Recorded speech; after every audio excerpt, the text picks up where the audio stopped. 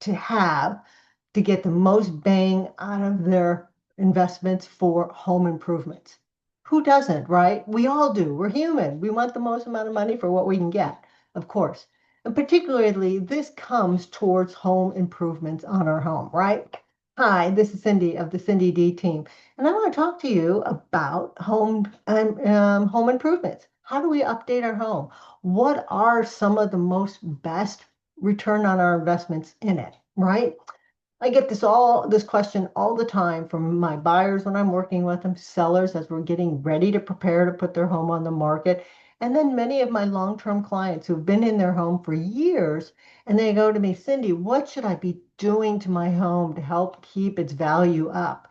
And that's particularly important because we all want the most when we go to sell it. And it doesn't matter if it's in 1 year or 5 years or 10 years. It's the fact that our home is evolving every time, every year on our home. So one of the things is to say, take some money every year. We sit down and think about every January, what can I do to my home this year? How much do I have? And do I want to invest in my property? And this way, then you'll have some years are going to be more expensive for those bigger projects, and some years you're going to have smaller amount of money because of smaller projects, but they all add up on a cumulative type of scenario, right? So let's think about in home improvement, we think about paint, we think about hardware, we think about lighting, we talk about flooring, we talk about landscaping. All those things give great return on their value. Now, when you think about it, you buy a gallon of paint, 50 to $100. It could bring you back more than 1,000 on the wall, right? Because it's kind of a pain to do it, but it really kind of helps freshens up a home, and that makes a huge difference. So when you're doing some of these things, you don't have to do it all at once, right? We don't like to, it's too expensive or it's too much labor involved, but it's something we need to think about. So when you're working through their different projects that you're looking to do, make sure you kind of plan through that. You go, okay, I've got a roof that's 10 years old or 20 years old. It's time that I got to start thinking about it. It's not that it's leaking, but I need to consider doing it in the next X amount of years. Okay, great. We have significant projects, right? Like that roof, because that roof is going to cost you 20 plus, 20,000 plus, right? You're not going to get 20,000 back on the real estate market on that roof. And all of a sudden I could hear people gasping going, oh no. Well, yeah, that's the truth because when you put your home on the market for sale, there's certain things people consider maintaining of that property, and the roof is one of them, right? So it only brings your home up to value with everybody else's that's our competition. The other thing to consider is as a significant is your furnace and your air. You know, you're going to be talking $8,000 to $10,000 to update that furnace or that air.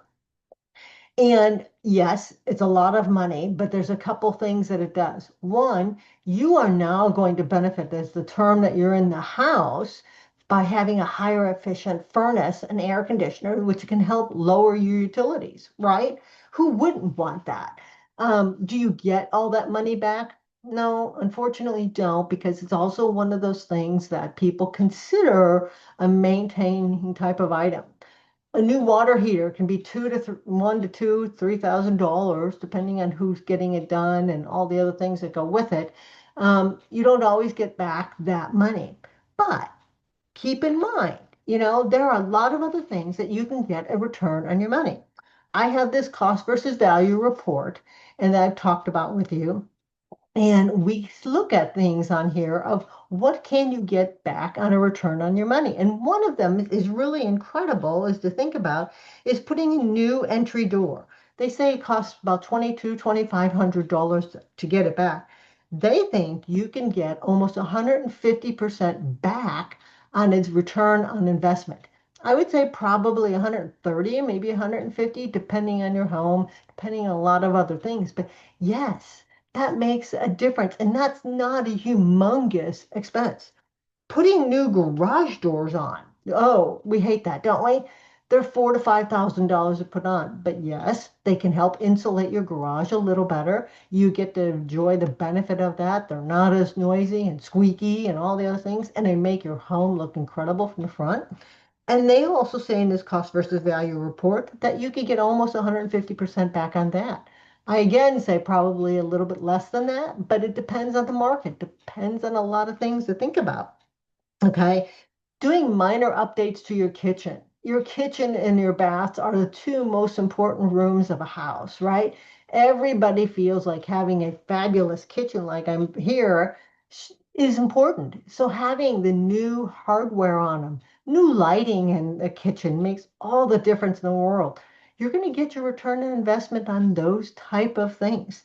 So if you want a copy of this report, let me know, reach out to me because I'm more than happy to share because I want people to feel like they're making good, informed decisions as they're looking at doing something to their home. And remember, if you do something to your home every year, it's not like you've shelled out all this money at once. You've been doing it all along. You've gotten to enjoy it, had the benefits of it from it. And when you sell your home, whenever that may be, 3, 5, 10 years down the road, your home has been evolving with the times and being maintained. So keep that in mind.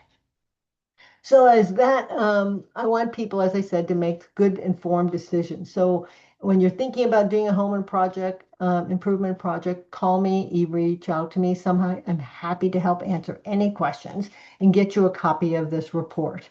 Terrific. Thank you much. Again, this is Cindy of the Cindy D team.